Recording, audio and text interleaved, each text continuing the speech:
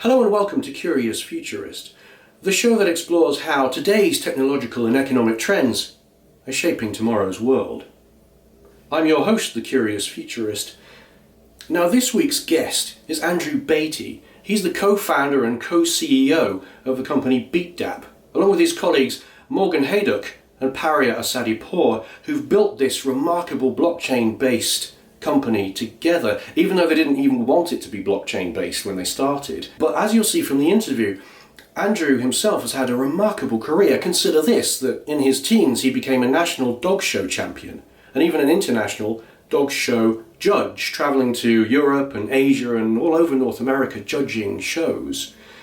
Then in his early 20s he became a literary film and TV agent, and in this capacity he became one of the very first people in the world to read the manuscript of what would become Suzanne Collins's blockbuster novel, The Hunger Games.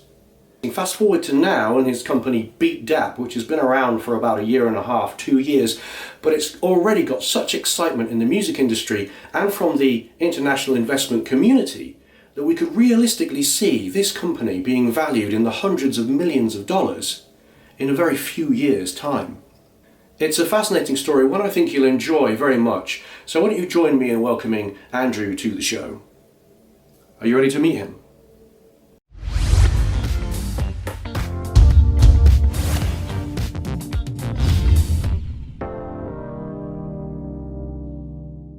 Morning, Andrew. Welcome to the show. How are you today?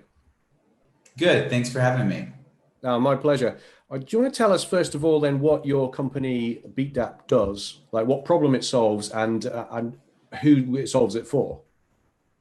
Yeah, you'd be surprised to learn that most labels might not be getting accurate reporting from on terms of how many times a song is played. So if you think about it, play count is the foundation for all royalties that are paid out, because the way it works today is that a streaming service reports the numbers for how much something's played and tells the label, please invoice us X amount for this. So I'll use some real examples to make it easy. If you're Snoop Dogg and you have 100 million plays for the month of October, come to the first week in November, they're gonna say to Snoop Dogg's label, Snoop Dogg had 100 million plays of 500 million, which means that's 20% of the total play count. Here's this pool of money from subscribers, from advertising revenue, you get 20% of it, right? So you get your percentage of the pool based on play count. And the problem is if that play count is inaccurate, you're accidentally getting the wrong percentage. So the way that it works is the label will get the numbers from the streaming service. Then they say, oh, that seems to check out. They invoice the streaming service for the amount they're told to invoice. And then 45 days later or whatever, the streaming service pays them. So the issue with that is no one really questions the numbers because the natural audit frequency for a label is roughly every 3 years. They're constantly auditing, but it's different parts of the catalog, different artists, different DSPs, whatever. And so when it comes time, they have to go in and say, okay, 3 years ago, what were the streaming numbers from this artist's catalog for this period? And that could be a month, it could be 6 months, whatever that is. It could be one artist, it could be 12 artists. That forensic audit, they have to pull the streaming logs, like the server logs, and match line of code to the counts. That can take 6, 12, up to 2 years for them to figure out because it's like so intensive. And so what ends up happening is this huge burden to verify the play count because otherwise you don't know if you actually invoiced for the correct amount. So what happened or what we do is we are simply that piece. We don't collect money. We don't pay money out. We're not owned by either the DSP, the streaming service, or the label. We simply sit in the middle and certify the number, but we do it in a way that everyone's involved at point of certification. So as the song is played, like they're saying, okay, cool, Andrew's playing this song. The streaming service says, I recognize Andrew. He's one of our users. He's in fact met the play count conditions and signs the receipt. And then you have the label that says, I recognize the streaming service saying that that's Andrew. I also recognize his ID and that he's met these conditions and I sign the receipt. Then Beatdapp says, we recognize all of you. We also verify this and we sign the receipt. That's happening in real time for every play. So not only are you tracking it, but you're in real time auditing that met the business rules for a royalty generating play. And so what you end up with is this real time complete source of truth for play count and signatures of agreement, so that if there's any discrepancies, you have all of that backed up and they can get reconciled very quickly without the need of a 2-year audit for labels or DSPs, because it's time consuming on both sides. If you're a DSP, you have to put frontline engineers out. They're sitting there explaining to a bunch of accountants how this code works. The accountants are trying to bring in their own engineers to figure this out. It's a completely new way of trying to audit that has not been typical for the last 5 decades. So it's a completely just new muscle habit that everyone has to learn, and quite frankly isn't scalable. You can't physically audit the number of DSPs that are now in the world globally. It's just too hard. Wow. So we're like a PWC for play count is what people say. Or sound. We're like PWC for play count, or some people will say we're like SoundScan, what SoundScan did in the 90s for the music industry with retail. We're the digital SoundScan. We're scanning all of these times a song is played, on top of it verifying, and then sending the numbers back out to only the parties that are involved in that transaction. And can you tell us more about your background in like the music and technology industries, and kind of how you got to this point where you started a blockchain company? I got into 4-H because I was like always wanted a dog, and it was like the kind of a perfect excuse to push my parents. But I'm also so competitive. I wanted the best dog, and so I actually researched dogs, did this whole presentation to my parents, and we got this dog from like South Dakota, which was like from a top show dog line, and it came with a contract that was like, you have to show this dog. And I was like, yeah, no problem. Show dogs, like, got it, sign, like whatever, send me this dog. So they send me the dog, and I go to my first dog show when the dog is like 6 months old, and we won everything. I mean, like, it was crazy. Like, we won the group, we won, which is like where they compete against their own, like all the sporting dogs, because it was a sporting dog at the time. And then my dog won all these like awards, and I ended up having owning like the top ranked wine runners in the country. So I, Westminster, Yukonova Invitational, top 20 Invitational. There's these things where you age classes you compete. So there's one called Futurity at 2 years old and Maturity at 3 years old. I won both of those. It's like, it was crazy, and I'm so competitive. I just started winning a lot, and so. The secret is that I actually had this whole second life in dog shows where I was like the #1 junior handler under the age of 18. I also was one of the youngest judges ever approved. Like, I had like a judging license with the American Kennel Club. I traveled all around the world judging dog shows. I've judged in like Asia, Europe, all over the US, multiple breeds. And then Lexi here was a Bedlington Terrier. I always loved them, and I always wanted one. And so I finally got one as an adult, and she was the #3 dog in the United States as a dog show dog as well. Like, she's 12 now, but she had 5 champion puppies. She's like in the top 30 all time for her breed. Anyway, so like now I don't even go. I haven't been to a dog show in like 5 years, but it's so funny because that was like such a big part of my life, and I've bred and owned and shown a crazy amount of dog show champions, and no one wants to talk about it because it's like awkward, but it's like, it's so funny. And so anyway, that's I why like it. That's really cool. It's interesting that it shows your competitive streak you put me in anything and I will compete. Like, if we're building fences, I will just try to do it harder and faster than the next guy next to me. Like, I cannot help myself. Maybe that's crazy. The secret to your success at the moment. Maybe. I like this idea. It's interesting. So hang on. So where are you from? You live in Vancouver now? Yeah, I'm originally born in San Diego. I grew up in a military family, so we moved around quite a bit, almost always on the West Coast. Yeah. And then I went to college and university, I guess they call it here in Canada. Yeah. And then that's how I had like built such a large Canadian network, is because I lived here for 4 years outside of Vancouver. A lot of my friends were here. And then I moved to LA immediately because while I was in college in Canada, I started as a literary agent and started representing a ton of film and TV projects. Okay. And obviously, I should have guessed.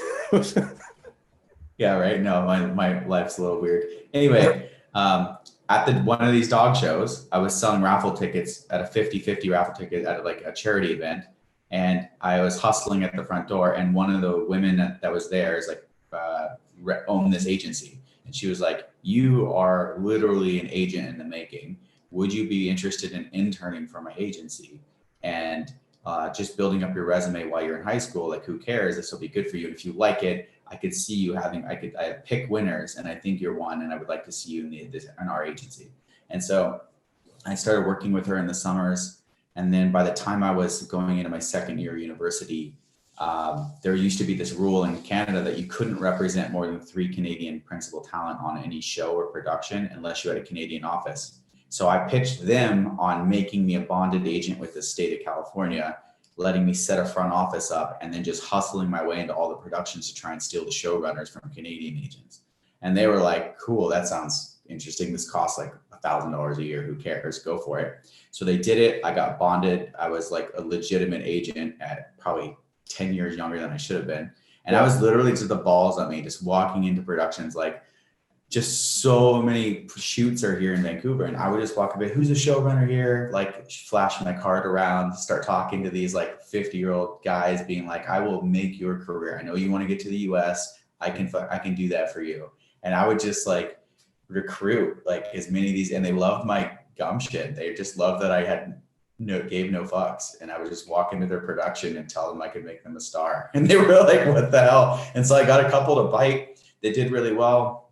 And then I moved to LA because the rules changed in 2006. I inherited, her name was Freda. I inherited her client roster, like a big part of her client roster. And I worked alongside one of the more other senior agents there, kind of grooming me. And it was like a really cool experience. I worked there for 5 or 6 years, I think, and learned how to redline contracts, learned a ton about negotiating rates for writers, directors, producers. We worked on some really cool book deals, which I was really proud to be even a part of. So Hugo, which was up for Best Picture, had 40 nominations. Tale of Despero, which was like an animated mouse movie. Although that one I didn't do a ton on. That one was more, I came in kind of on the back end. And then the one that I think everyone knows them for, and what I was really excited to be one of the first people to read was Hunger Games for Suzanne Collins. So she'd been with the agency for like 15 years and then wrote the book. She was already a screenwriter. And so she was one of Freda's clients that kind of got passed down. And so I was like, I was one of the first people to get to read this like manuscript and try to sell it. And it was really, really cool. It was like a really cool experience. And okay. Is there anything else you've done that might be interesting? I went from that to growth hacking YouTube and Facebook. So I don't know, kind of a complete 180. But yeah, I mean, that's where I started. I always thought I'd be an agent. I always loved entertainment and music. And I realized that I went into the wrong part. Like when you think agent, you think it'll just be everything. And I think the more you mature in the business, you realize you can easily pigeonhole yourself. And I'd really done that. I pigeonholed myself in literary, primarily focused on animation and family film. And it's really hard to sidestep that because I went too deep in one area. And the only way to really sidestep it is to come back out and start at the beginning in a different sort of trajectory. Because you have to build your client lists up. You have to have, it's a different network of people typically. So I was looking at all of that and I kind of felt burned out with all of it. And the writer strike was coming. And I just was like, you know what, this is a good time for me to do something else, because I was just not in love with the job. So I think I was in love with the idea of the job because everyone seemed to want that job. And then when I got there, I realized very quickly, it was a kind of a very profound moment in my life, because I realized that I have to actually like listen to myself, because I hated that job. Like, what am I doing? I hate reading. Right. I spend like 18 hours a day reading. I literally, this is all the things I hate rolled into one job. Like, this is the worst experience ever. Babysitting clients and just like the whole thing is just not my jam. So thought about that. And so kind of left. I was a little lost for a little bit and, figured my life out. But I made these investments. And one of them was these kids building Facebook games at the end of 2016 and 2007. And they needed help really commercializing it in entertainment. So that's when I jumped over and was like, okay, like, let's see if I can connect them to brands and musicians. And that's really what launched me to music, is because with that, I was able to connect them with a couple artists, build those artists up. You take for granted now this idea of social media marketing and owning the audience, but that was not a thing in the 2000s. Like, there was no like Instagram or really Twitter was still pretty young. Like, and with Facebook, you just had friends. There was no like following or fan pages. So how do you build an audience and house them somewhere other than an email list? And so that's what this whole premise was, is can we build this like, Facebook game that houses these people that we can then direct into sales channels of some kind. And I thought that would be entertainment. That's where I really wanted it to go. The time horizon for movies to get made is just way too long. It takes multiple years. It just isn't the same. You can't partially release a movie and like keep people hyped up on it. It becomes very difficult. Yeah, I think that's why the advertising, the P&A for that is very short window before it comes out. With music though, you have this like kind of groundswell you can create, and you can connect with artists and their fans really early. So we focused exclusively on at this time, the 18 to 24 demo, partly because we knew it the best because we were younger, and partly because a lot of the people using Facebook, which was kind of where we got our foot in, were college kids. Like that was it, because you had to have an EDU address and you can only talk to kids that you're in college. So we created this sort of game that people would enter into from all the colleges. And then we would have this like playlist widget that was playing music in the background. And people started asking us for that widget.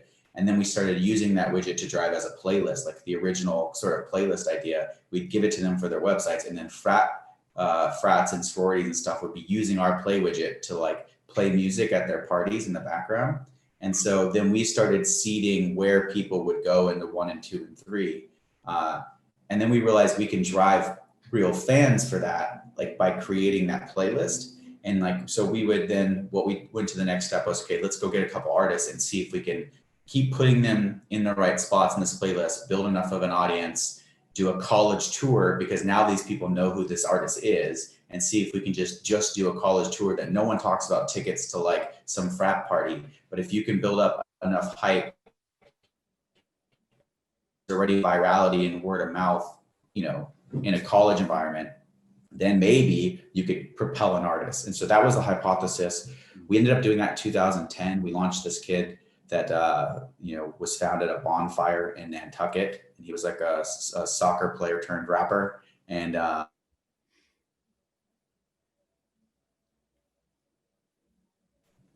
he went #1 iTunes, #7 Billboard with no label. And that's really, I think, was like the crazy part of it. Everyone was like, what the heck just happened? And that really launched me into music, because then all of a sudden, every label we were working with and trying to help their artists break the same way. Wow. And so from music then to eventually blockchain. Technology. So yeah, like these, I met a senior exec at another large media / like food and beverage company. And they were they had put together like an investment group. Like basically it was like 4 best friends, and they were investing a lot together. One of them was going to be the CEO of this new company. Basically they invested in this company from that won audience choice at TechCrunch. And then the kids who started that company didn't want to do the company anymore. Literally right after they got the investment, they panicked and they asked to give the money back. And so the investors were like, oh, okay, I guess we'll take the money back. And except for this group, they were like, we really love this idea. We just think these kids didn't execute. They were too worried. They wanted to go back to, they're just too young. So they asked if I'd be interested in running this thing and starting from the ground up and kind of leading the charge there. And so I jumped in, helped build the team. We ended up raising millions and millions of dollars, went into, I think we had operations in 17 cities with users from 100 countries, and blew up. And so from there, the thing was, it wasn't that big of a leap because I'd been growth hacking for audiences. So if you think about it from a consumer standpoint or an acquisition standpoint, I was really strong and really well known in growth tactics, but I don't think I was the strongest in frameworks of understanding why. I knew why each one worked, but I wasn't able to pull it together with like retention ideas and product ideas. And so I think where I learned a lot there was around how products are designed, why they're designed that way, and really building not just an app, but a platform like from the ground up, and understanding the nuances of different, Android versus iOS versus web, and what types of teams were going to be needed and what retention metrics were needed to be looked at. And so there's a whole bunch of learning there for me around how to run a tech company, because I had acquisition nailed, but if you don't have retention and all the other places nailed, like it doesn't really matter. So I learned a lot on the product side there. And once that was kind of dialed up, I was really, really, really good at hacking our way into new users. And I think that was a very valuable asset there. And then, so that's really what launched me to like pure tech, because that was a tech company. Then I jumped to a B2B healthcare tech company, because everyone kept being like, oh, you can't, like, you don't know anything about B2B. Like, you don't whatever. And so I always just thought that was stupid, because it's the same tactics. You just use different ones to reach people that are in business. It's like, it's if you understand why you're doing what, and then at that point, I kind of had this idea of like how all the pieces fit together. And so I knew, like, if you know how to do these things and you know which levers to pull, because you understand how all of it fits. So there's the concept in growth called a growth multiplier. So you basically map out how everything creates a loop, and then you can basically write hypotheses that say, like, if I change this, how fast does that change the outcome, right? And then that outcome against your input is the multiplier. So you can then prioritize all of these different things based on optimizing your output. And so sometimes that's in product, sometimes that's in acquisition. So how do you measure that then? If you're building this loop, how do you measure, like, how do you know if you're building a model, or how do you build a model such that if you change this part, you know that at the end you could get this? So the first part is at the top layer, mapping how it actually works naturally, and saying like, okay, when I invite this user, on average, they invite 4 users, and on average, those 4 users land on this landing page, but only 10% convert, who then turn into a sign up. And then on average, X amount of signups turn into paid. And so you can kind of map out like this loop, let's say. Then when you don't have a number to begin with, you're just hypothesizing, I think it's this, and you'll put analytics in to be able to see if that was correct or not. And so the first, like, I'd say year and a half, I generally spend a lot of time testing my assumptions to make sure that they were correct, testing the loops to make sure that they work that way, understanding like there's a power law here. So if you're acquiring users, it's almost 70% from the same channel, and everyone tries to spread too much and try to do everything. And sometimes you just, if the ceiling's high enough, you just go deep in one channel and start building secondary channels in case that channel shuts down or you get closed out. So just understanding that, I think, was really helpful. And that's what I spent a lot of time testing and building. And then what's crazy is sometimes you're like, I can acquire these users for $2 each, and maybe the LTV CAC on those users is 4. But if I change retention, like triggers, so I can, build organic triggers, or I can build like, which are just things to get them to come back into the app, or I can manufacture them. So a good example is like a text message or an email is a manufactured trigger. You've been told to come back, but like another type of trigger could be like a peer-to-peer trigger where someone likes something. There's an interaction, like when you get a like on Instagram, and then you see the like, and so you go back into the app, and that then you get excited that people like what you're doing, so you post more stuff. And so like that's effectively how that works. And so what you try to do is measure all of that and figure out, if I can create more ways for these users to interact, will they come into the application more? And if they come into the application more, will that inherently get them to invite more people, or will more people get stuck with this, so churn goes down? And if churn goes down and you have a paid product, for example, then you're making more money off that. So your LTV CAC ratio, like your lifetime value over what you paid for them, might actually double from having a retention, as opposed to you trying to double it from just adding more people, like your revenue numbers. And so you map all that out and you sort of prioritize it. And I think, to me, it doesn't really matter whether it's business or consumer or whatever, because it's like, it is what it is. It's a framework. You run the company through the framework and you figure out which pieces fit and why. And then how you do them is just tactics. So I was really good in the beginning of my career at tactics, but not necessarily why you were implementing them. I was sort of guessing my way through and not necessarily prioritizing those tests. There was more instinct, and I was probably right like 80% of the time. When I started going into like more strategy of growth and then the tactics, I think I became way more successful and powerful at that, because the tactics changed constantly. And that's something you can hire out. Like, oh, I need to hack like LinkedIn, that might be different next year than it is this year. And so, but knowing that's the channel you have to hack is the hard part. And then you focus on 6 tests to do it and you figure out which one works. And so I think that that's just been a really critical part of my career. So I went into the B2B side, helped grow a company from like 8 to 100 plus employees, and get it ready to be acquired. We, did a ton of growth in ARR. I think it's 8 times or something. That was the goal. And then blockchain was because when I moved up here, one of the guys that lived above me was writing his thesis paper on Anonymous, and he just was like telling me about Bitcoin, and I'm like, what the hell is Bitcoin? It's 2012. I'm like, Bitcoin, what's Bitcoin? And what's then, this?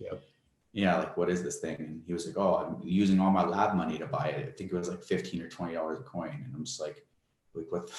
Okay. So you think about it and you're like, oh, this is weird. So then you're just like, man, maybe these kids got something. I'll just like, what's a couple grand? Like maybe just buy a few Bitcoins, like whatever this Bitcoin thing is. I'm just destined to fail. I had zero idea. Like, where do you store this thing? Like how, like, yeah, what?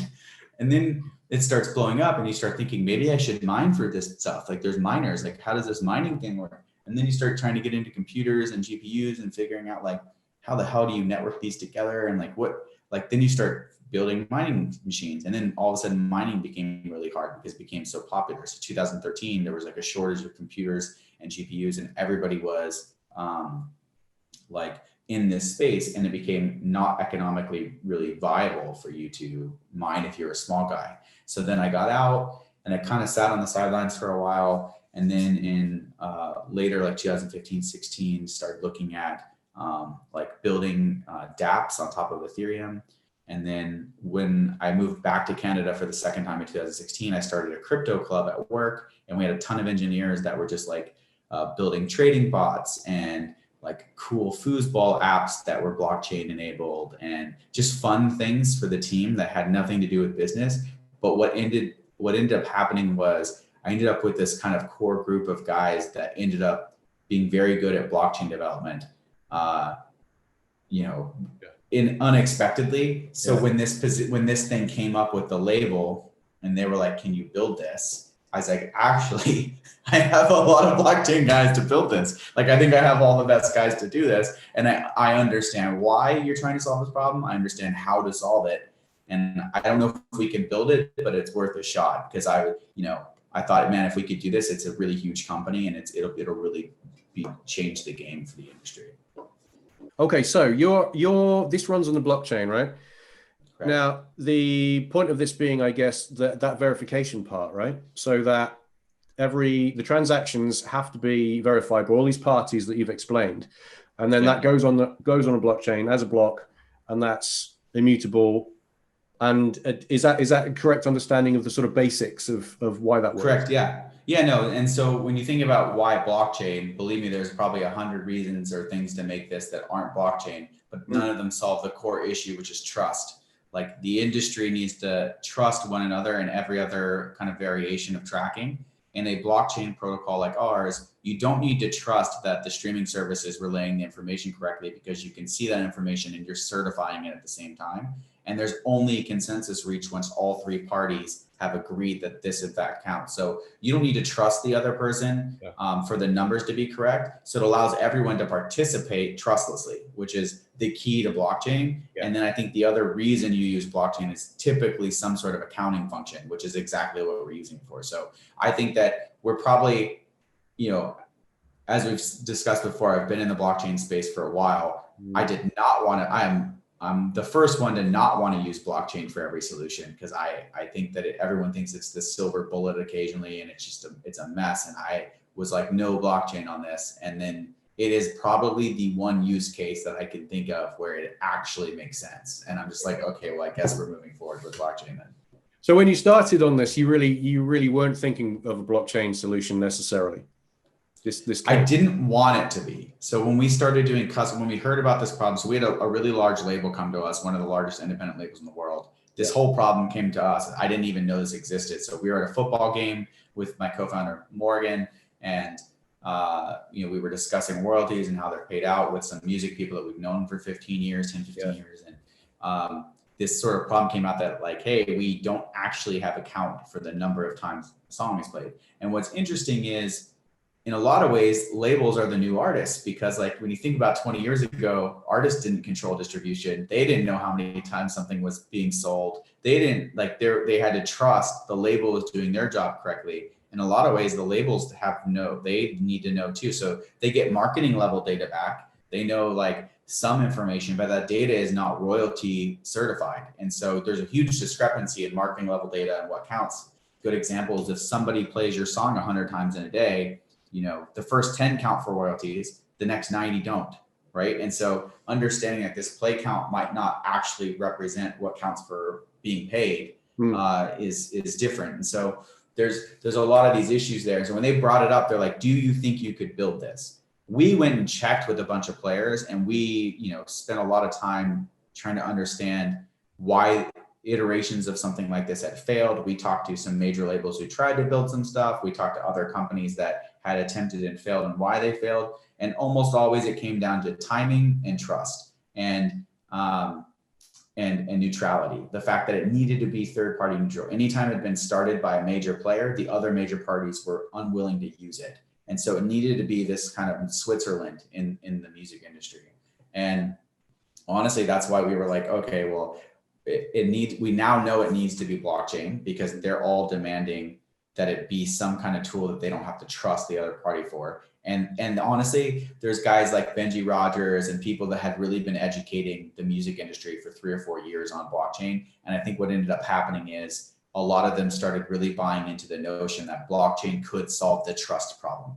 They were trying to have a kind of grasp, I think a lot of them, is where are the trust problems in supply chain? And there's a bunch of clear areas, but I think usage wasn't one that was being addressed. Like everyone was focused on chain of title, who owns what track, and not very many people were looking at, well, what happens after that track's made. And so that's how we started. We had this large label that said, we'll be your first customer if you can build this. Can you please build this? And we were like, no, not blockchain. Like, please no. And and it wasn't because I was scared of it. Like I'd been in this space for 7-8 years in terms of like investing and building stuff casually for fun. I knew how hard it would be. And if we didn't need it, I didn't want to just apply blockchain to a problem that wasn't really a problem. So was it going to be a solution for a problem no one had, was my issue. And is it the best solution for this? And that's what we really spent a good 4 to 6 months validating, was why blockchain? Does it need to be blockchain? How do we build this without blockchain? And then eventually settle on the fact it does need to be blockchain. And even worse, my worst nightmare, like it needs to be a blockchain that can process millions of transactions per second, because that's how fast streaming's going. And blockchain does not move fast. So how are we going to build a fast-paced blockchain to keep up with throughput for usage? And that so this means, this is something we discussed actually before, I think before filming.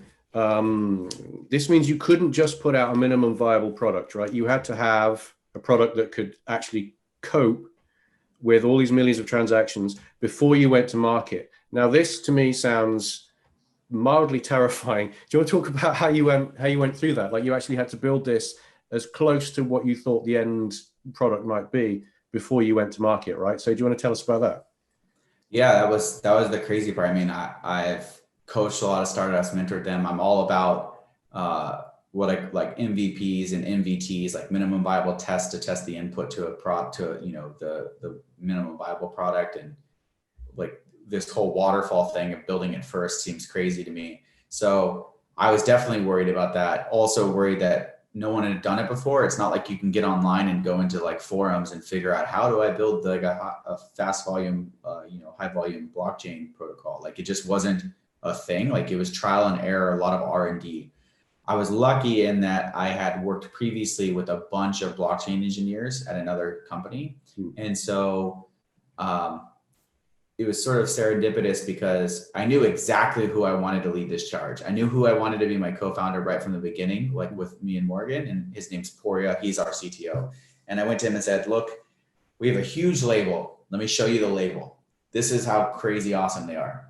Two, they have this problem that we've now verified with other big labels that we've called and said this is an issue. And we've done sort of the groundwork of verifying this is in fact a real problem that needs a solution.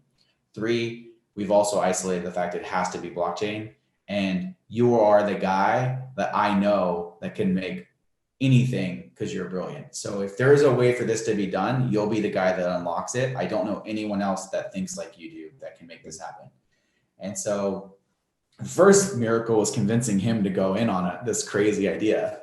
And then once he like really got into it, he was excited, and he spent really the first year building the technology. And I sort of product managed it a lot, like in terms of like, this is the business outcomes we need, and this is what we need to have done in these time chunks. And we worked every day with each other. We'd send emails back and forth around like what he needed to get done that day. He would tell me how he's prioritizing stuff, the typical product stuff, but we were just very much in the weeds in building this product. And I feel fortunate because we had worked together where he was my technical product manager on another project. So we just already had that kind of language, relationship, and cadence. And so it just seamlessly went into this new product, similar to the way we've worked together in the past. And so immediately Jira boards were built, like tickets are being assigned. We're having regular stand-up meetings about it. And we're basically saying, I have no idea how this is going to get done. So what prototypes do we test first?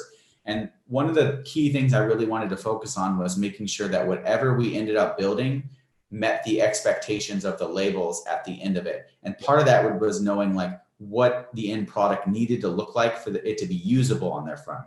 So what we did was we built a bunch of prototypes, like on the design side. And it was really funny because I remember calling up a senior PM that I know really well out of San Francisco, and his wife happened to be away for the weekend. And we literally just like workshopped for the weekend long. He like built the whole dashboard designs, prototyped it, helped us figure it out. Like, because what we had was not the best looking thing. Like, I'm not a designer. So he kind of like gave it that first look. And then we talked through user flows and why things needed to be whatever, and really helped us identify, is this the product? Then we took that prototype back quickly to labels, multiple labels, and got their feedback. And they were like, you know what, this part we don't need. We already tracked that, internally in these mechanisms. I heard that 6 times and I was like, okay, well, we're not going to build that. And then it was like, this part's really interesting, but we need it to be scoped in these types of timeframes. And we need a graph that shows this. And we needed these capabilities for it to be usable for our team internally.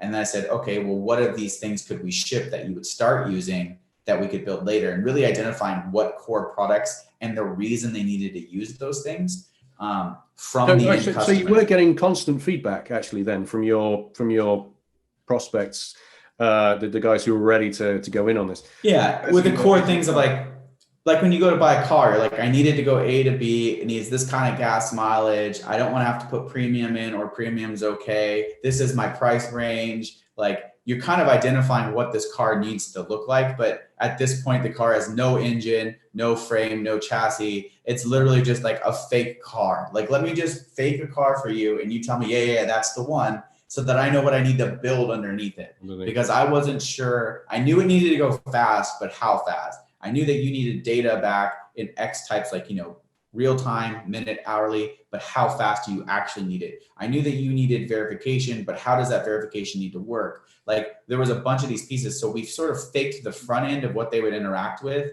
to understand what in their mind visually would work and what wouldn't work, to really get at the root of like the core features we needed to build. And then that had large implications on the underlying engine, because you don't want to like build the wrong car, basically, is like maybe the best analogy. Like, you don't want to build an engine that's not useful for those outputs. And so once we knew what the end game was, we sort of worked backwards. And in that time frame, while we're working on like, the design aspect and getting feedback from the labels, and Morgan and I are getting this, like, we're like a sponge just sucking all this stuff up and then trying to translate that into business objectives.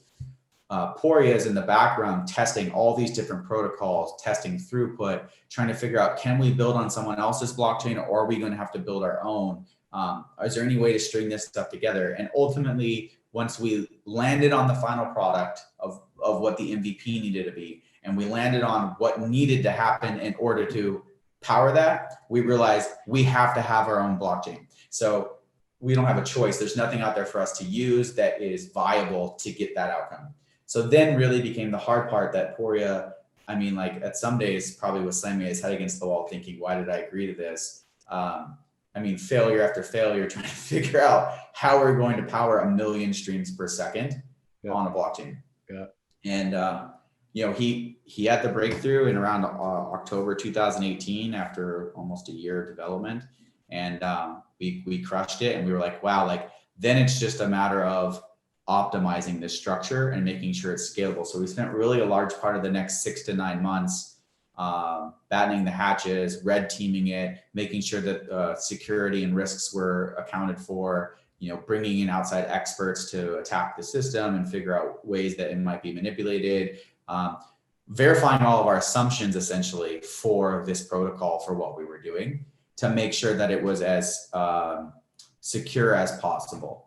And at the same time, now we have this end product and the engine works, so we can go back to labels and say, okay, we actually have something here to make a business. Because we never viewed ourselves as a blockchain company. In fact, to this point, we had never even gone to like a blockchain convention or a conference or even meetups. Like we used blockchain, but it was not like, we weren't a blockchain company. We were a music data company that was, you know, happened to use blockchain as part of the tool stack. And unfortunately, we had to build our own to get there because there was no business if we couldn't build it.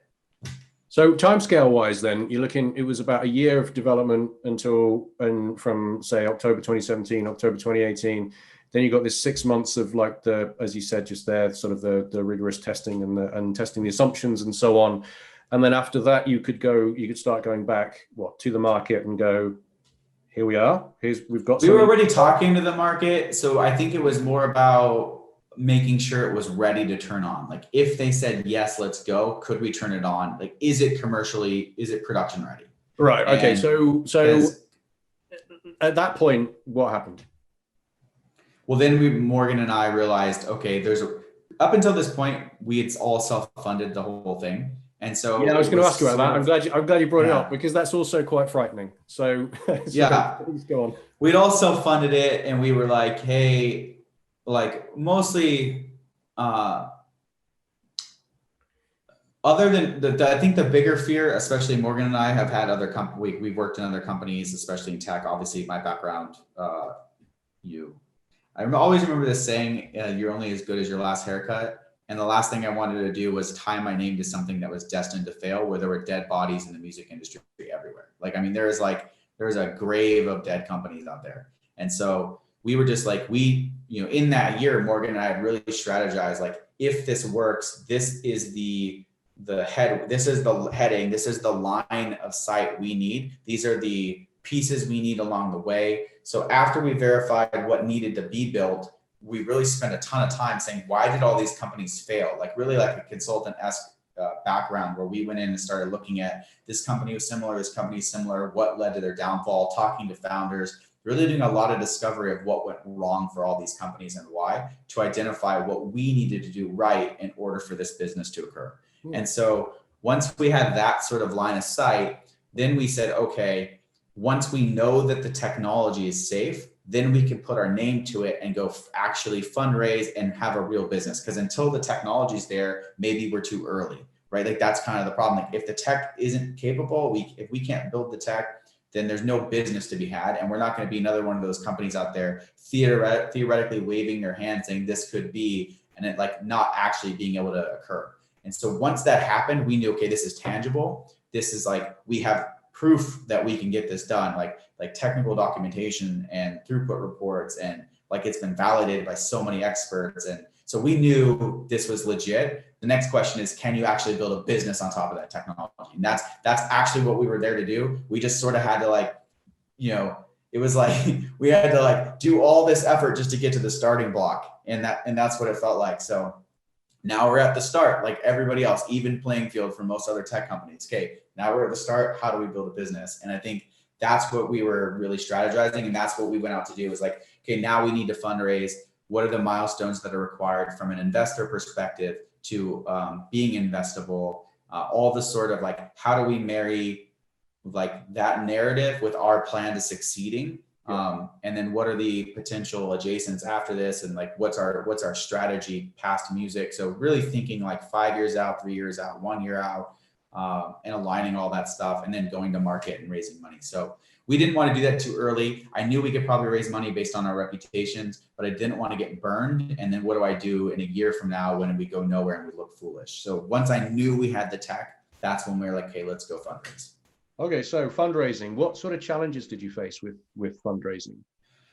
Everything. I mean, I couldn't have picked a worse time.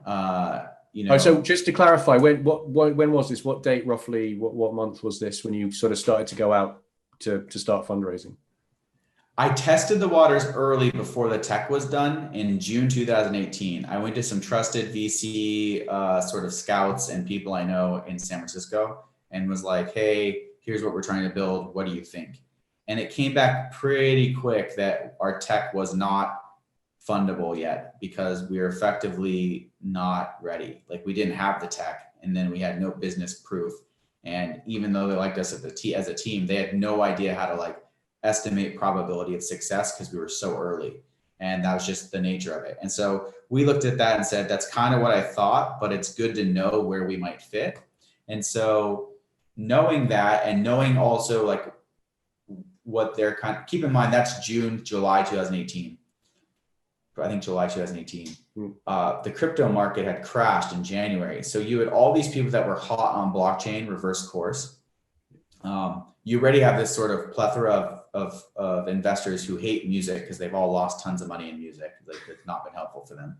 So like when you think about people who've actually made money in music, it's like people who back Spotify.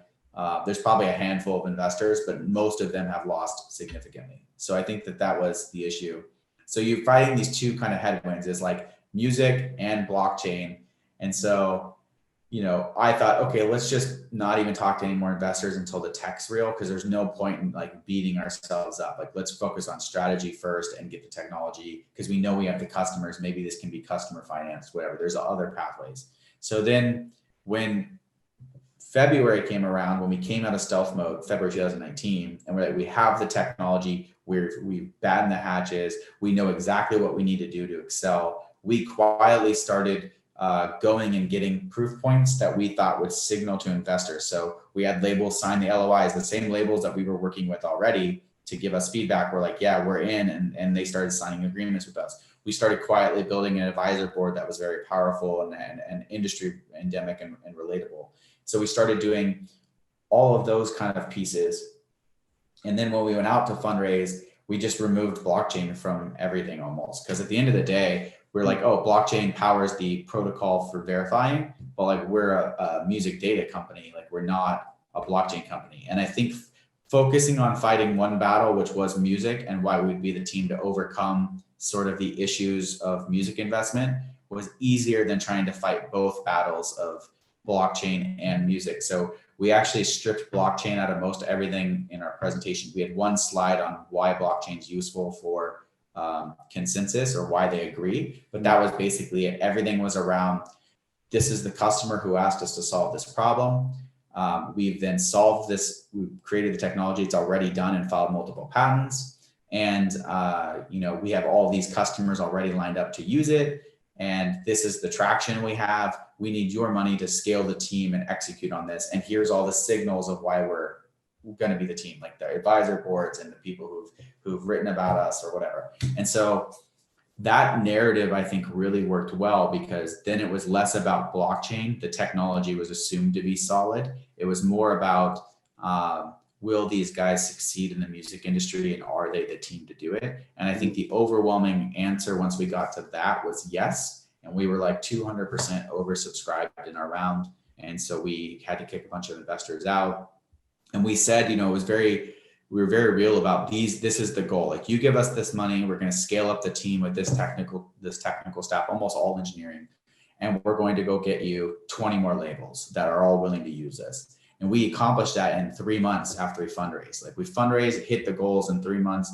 And then all of a sudden it was like, well, we have enough milestones that the next piece is like, how are we going to fund the server and processing for some of these DSPs? Like, to turn on a DSP is expensive because remember I said, like with the Snoop Dogg example, you need to know the aggregate count. So you can't just track your own, you have to track the ecosystem of the number of plays. And so that's expensive. So we went back to investors and said, hey, I know it's only been 3 or 4 months, but like we've hit all the milestones and we're crushing it. And here's what we need to turn on streaming services. And so this next batch of funding is really an extension to get us there before we go for a really large round. Yep. And so again, we were almost 200% oversubscribed. We ended up kicking a bunch of money out. And so we went back-to-back fundraising rounds. And so we went effectively like a large pre-seed to a seed. And with the goal, like with this money, we will turn on a streaming service. We will prove that the data comes in. We will prove that both sides of the market want this thing and that we have a lot of proof points with industry leaders who are asking for it. And so that's really what we've been focused on, I'd say, since really the end of 2019 and most of 2020. Like we didn't expect COVID to kind of, I don't think anyone did expected COVID to kind of delay or do anything on that front, but we've adjusted pretty well to that, and we've continued to just march forward, and I think put ourselves in a really good position to continue winning market share as we come out of when we come out of COVID. What's going on now? Yeah, well, so what does that mean in terms of revenue then? So you're making revenue now? A little bit, but our focus primarily is on the like number of the active users we can track. So it's not really about, like, to be clear, we don't know who the users are, right? It's blockchain. So they're cryptographically, they're cryptographic signatures with key pairs that we don't control, but we can verify, and we know that it's a real verified user playing a song, but we know nothing about you. So we can't remarket to you. We're not going after any of the marketing level data or retargeting or any of that kind of stuff. Like, so these are the consumers we're talking about who are actually streaming the songs. Yeah, I have no idea who they are. Yeah, it doesn't matter to me. All we care about is it's a real streamer playing a real song that generates revenue, and like the rest of it doesn't matter. So I have no idea who you are. I have no idea like how to remarket to you. Even if there's absolutely no way that I would be able to even start retargeting you or using or selling any of your data. I have no clue, like, because that's not our function. Our function is royalty tracking. And so we've really tied close to finance and not marketing for that reason. I think that it also helps us with the streaming service side because that's a potentially lucrative area for them to package and resell and make money off of in the future that we are not leveraging. Like, we are not competitive to their P&L sheets when it comes to data sales. So we are really actually just solving this issue. And I think that was really important for us not to become a marketing company. And so that was very, like, even the features we offer within our web app and stuff, anything that's marketing driven, we just pull out because we ask ourselves, like, are we a marketing company or are we a royalty tracking company? And so that means essentially you're providing a service then for a fee to definitely the labels, as I understand it. And at the moment, would the sort of digital service providers be paying you for anything as well, or? We went to the DSPs and said, we'll make it for free for you. And the reason being is we think there's a stronger economic output for the labels who are incorrectly invoicing and have to fund the audit to begin with. But keep in mind, there's huge losses on the DSP side. There's headline risk of being sued from royalties being wrong, which has been happening like crazy amounts. You have the actual servicing of the audit. So keep in mind, they have to now take their engineers, put them take their frontline engineers, put them with these auditors and sift through like, hey, this is how data schemas work. This is where this data is. Let me help you crunch these numbers. Like, it's very human resource intensive. The general administration cost for that is expensive. And then at the end of all of this, if the discrepancy is large enough, they still have to pay for the audit and pay for the settlement. So like, there's a huge cost savings to getting it right the first time. But when you think about their core business, it is not for reporting or back office. Like, the core business of a DSP is to distribute music to end consumers and make that experience as positive and fun and enjoyable as they can. And they're in a fight to grow user base, not to be the best at reporting. Being the best at reporting back to a B2B partner never drove them any new customer, like any new listeners, right? Yet there is this sort of move happening we can talk about another time or later, but the point is that they definitely viewed it as, as long as it was easy enough when we talked to them, as long as it was easy enough to integrate and we had labels on the other side that wanted it, that they would participate. Where things have shifted, and I think one of the major signals we've seen is that DSPs have actually come to us without any label pressure, asking to join, asking to do the signups, to do the integration, largely because it absolves them and helps them with their own tracking problems. It sort of, they don't need to put resources to it. It ends up being a huge value add for a DSP that is growing and doesn't want to focus their resources on this back office piece. So we've made it for free for them for now. I think that what ends up happening in the future is there's potential ways we can help them, because we have the most accurate data of real-time usage. There's some areas we can help them fight streaming fraud and bad actors, which is incredibly valuable for a DSP. They're losing billions of dollars to that, especially it's sort of a product of how successful you are. The more successful you become, the more fraud ends up happening on your system. So in a lot of ways, implementing our technology helps them in the future state fight streaming fraud and bad actors, and that's extremely valuable for them. So there's a lot of DSPs who've now come and are like, can we do the integration? This is very valuable for us. And we believe you're the company that can do this and do it the best and well. And so it's been interesting. So our focus isn't really about, at this point, revenue, even though that is obviously a byproduct of this. But I think what our focus actually is how much verification can we provide the industry? How much coverage can we get in the industry and make sure that the numbers are correct for both sides, and then let that data be useful for each side to fix their other problems that are occurring as like the second level issues like streaming fraud or like other accounting issues they may have. So are you really focusing on North America at the moment? Originally we did, but we now have labels and streaming services in India. We have a ton in India, APAC. We now have some signed up in Africa. We have streaming services and labels in the Middle East, a couple in Europe. So I would say that the focus was originally on trying to be quiet, prove the use of the tech, make some money, raise the next round. What ended up happening, I think, is the music industry is very small, like in terms of who knows who and people jumping around. And we quickly had a flood of requests from large labels and partners all over the world. And so most of 2019 I actually spent pre-COVID, which was beneficial, flying around and meeting everyone in person and building relationships with people face to face. And so in 2019, I was on the road 10 months of the year. I think I went to 174 cities in 11 countries. Oh. And it was pretty crazy. And so, but what was great about it is I built really strong relationships with people because it was like a cycle. I'd be like New York, Nashville, LA, Hong Kong, Mumbai, New York, London, Greece, back to Nashville, like LA, Hong Kong, Mumbai. And it was just like constantly moving and building relationships with people with repetition over time and setting the next meeting with them and coming back and showing that I was making an effort to be in their region and to hear them out and maybe adjust our product specific to them and stuff like that. And so when COVID hit, all those relationships I think were very valuable for us because Morgan and I were crisscrossing everywhere. That's how we were covering areas equally. And I think what was happening was we just built really strong relationships with people so that when it went digital, it wasn't awkward. Like we weren't trying to meet people for the first time on Zoom. We were already just building on a relationship that had already occurred naturally from meeting them and that we had a rapport with. And so I think in a lot of ways, we've done well through COVID with this stuff because the groundwork was laid a year before. Yeah, cool. We're talking about the different regions. Like I think we have discussed before about kind of potential legal differences, regulatory differences, the fact that laws have changed recently in some territories around user-generated content and so on.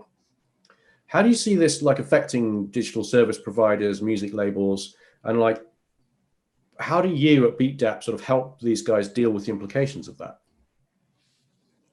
I mean, that's an area we're really excited about. Previously, we were really stuck in the sort of content streaming, like direct from distributors. When you think about it that way, like if you're a sound recording of a song being streamed on a traditional music player, or even a fitness app playing music that has to pay royalties.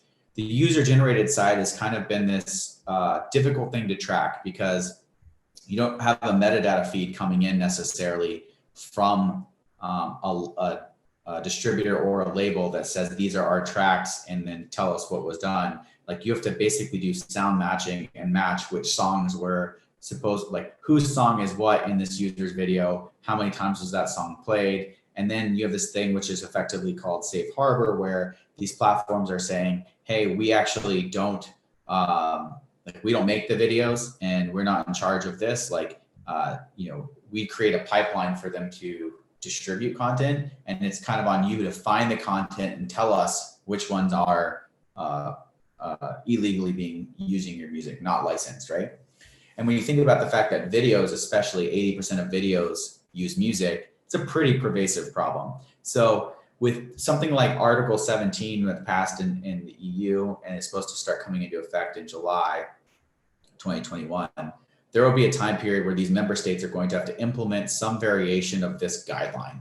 And in those sort of frameworks, there is this piece of not only licensing, so you're starting to see companies now try to build a repository of who owns what tracks, so that when I'm uploading this music as a user, it can verify that who the track owns the track. And then if when I'm uploading it, it basically scans the song, checks it for content ID and says, hey, this is Andrew's song. Do you want to pay $1 for it? Or it's a free usage, or it's not. And so you have to agree and then build a system around licensing that song to post your video.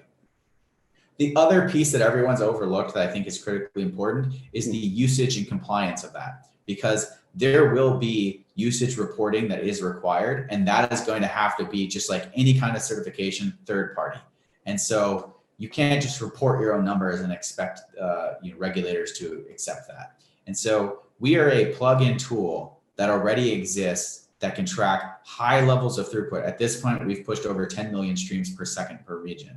Like, we can turn that on and verify, not only, we won't do the content ID, but we can literally build into and bolt onto any of those systems and say, for this tracks or these tracks, these are the amount of times those tracks have been used, and certify that number for any type of revenue generation or requirements for that licensing. So if it plays over 1 million times, maybe there's an additional fee that needs to be paid. Maybe there's a change in the structure of the royalty payouts. There's obviously payouts that are required on the publishing side based on who actually is the composer and the sheet music and all that stuff of the sound recording you're hearing. There's a lot of implications for that. And so I think the thing everyone's worried about right now is the metadata database for matching. But the other part that we already solved, that we believe we can be the tool for, especially in the EU, is the compliance and reporting piece of, okay, so you've matched that song, but how many times was it actually played? Like, how many times have we seen on social platforms numbers just get removed? Was it like 100 million? Was it 20 million? Like, why all of a sudden did you remove 9 million views? Like, you're saying that they don't count, but why? There needs to be this sort of verification around the number of times something has been played. And I think that also includes user-generated content. And I think a lot of people agree with us. And I think there's a huge opportunity there for us to be turnkey for these UGC platforms as those requirements present. And that's a really big opportunity for us. And reality is, like, just like GDPR, when it gets pushed and when it gets implemented, it will have implications worldwide. No one in the US who has these platforms is going to say, oh, well, let's just build one stack that operates this way for EU and then like a different stack for the US. They're going to just end up setting the requirements of their platform to match the most strict regions they have to operate. Yeah. And I think so a byproduct of being the best tool applicable in the EU for this will largely be that we will also be the best tool applicable for this in like the US and Asia and India and LATAM, et cetera. So do you think this is one of the key ways that kind of streaming or rather royalty tracking is likely to develop over the next, well, I guess once this comes in, so 2 to 5 years kind of thing? And do you see any other kind of big trends likely on the horizon? Yeah, so I definitely think our core value prop of just tracking the number of times a stream is played is a huge trend. Like streaming's on trend. Like everything has gone in our favor for stream tracking. And I think it's like I said, the equivalent of the 1990s sound scan, where like it used to be retail organizations just report their own numbers. And then for the first time, labels could see how much something was actually being sold and get real-time daily numbers feedback, so they know which albums were doing well, how they were supposed to do support, et cetera. And so I think that there's this huge, we're already on trend for one piece. I think that the next piece, or the big opportunity as well, is the user generated side. And I think in the next 2 to 5 years, that shifts also in our favor, and it's the same technology. Like the downside is we don't do the matching. So there's a number of companies that are already focused on this matching. You have YouTube building their own matching. Twitch just announced a metadata database where they're matching.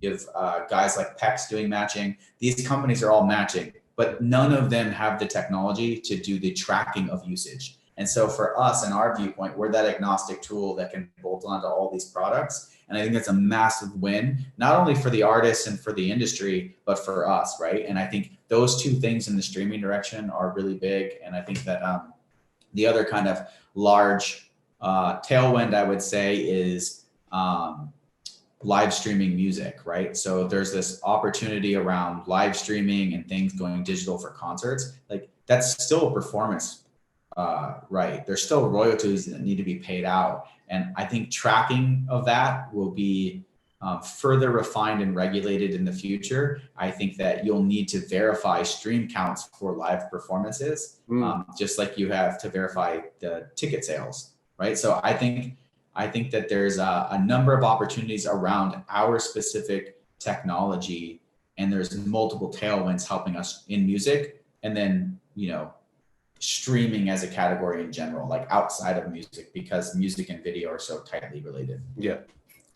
Well, I mean, from what we've been talking about, you hit your previous funding milestones, I think, faster than you anticipated. You've been massively oversubscribed. Clearly, there's a lot of investors as well as people in the industry who see the potential of this.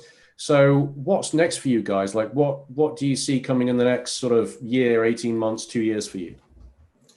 It's funny you say that, because when we first got funded, I actually had an investor that told me, you have a 1% chance of making it. I just ask that you die admirably.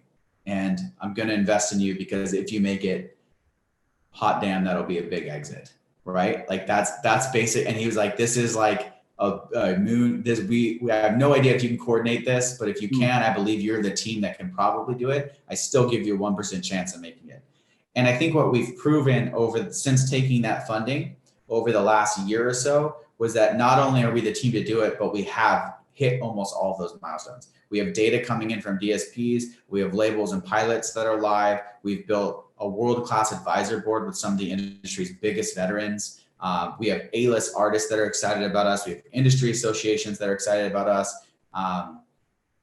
We have major partnerships with supply chain distributors and stuff like that. So I think we've gone from 1% to a large percent of chances of success. And granted, you never know in startups, things can go sideways, but I think this next round is less about will we make it and how fast can we make it happen.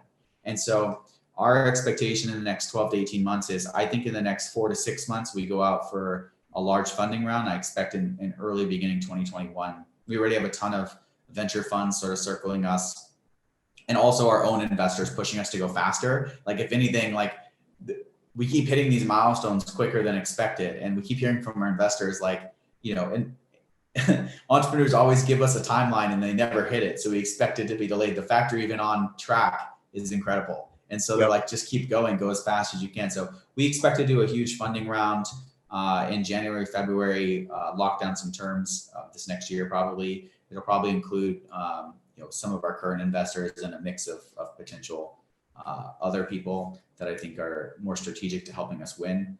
And I think that that's sort of the next goal, is to short term, lock down our next funding round so that we can go faster, hire key executives in key positions, especially music industry vets like DSP, executives, et cetera. And I think the next goal really is for us to just storm the rest of we've already proven, I think, that we're the team that's capable of doing this. I think the next step for us is like going as fast as we can, and just our main KPI, like I said, is getting coverage so that we can become the most useful product for these both, like all sides of the industry.